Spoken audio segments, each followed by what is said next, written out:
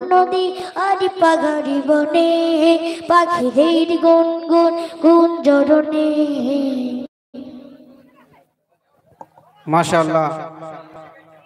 এখন তিনি আসার জন্য ধন্যবাদ জানাই তিনাকে, এমডি তৌফিক আলম। আমাদের প্রোগ্রাম এখন শুরু হবে।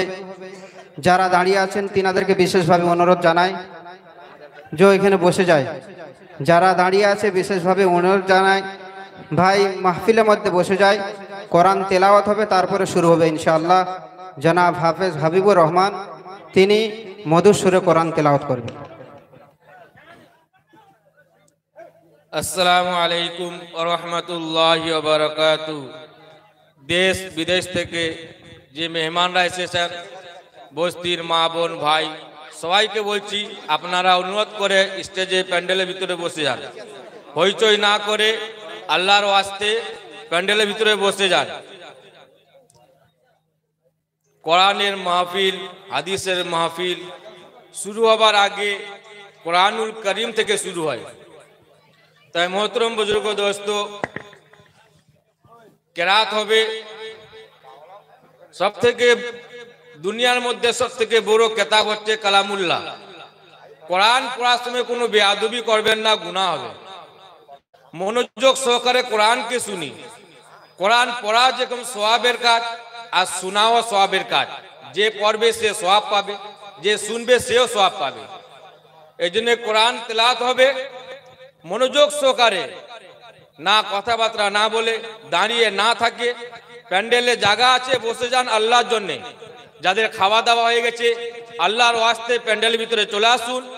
আমাদের এখনই কোরআনের মাহফিল, হাদিসের মাহফিল, এই দিনের মজমা শুরু হবে।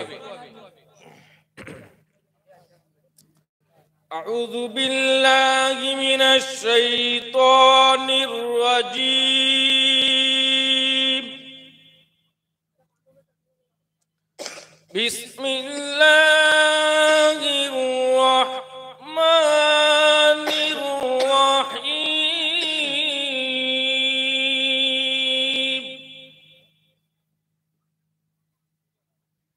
আলিফ লাম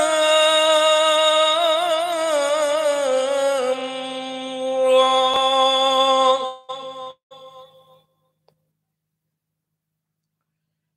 تلك آيات الكتاب المبين.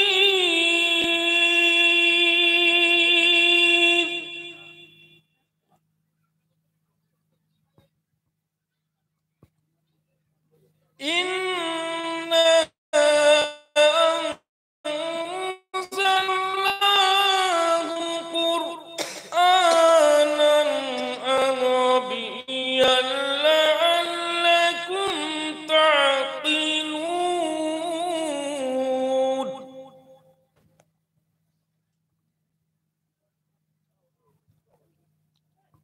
نحن نقص عليك أحسن القصص بما أوحينا إليك هذا القرآن وإن كنت من قبله لمن الغافلين.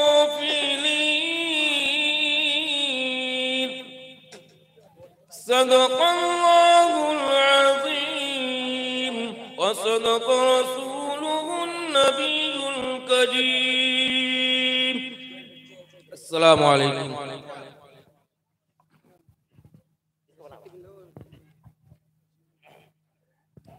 माशाअल्लाह।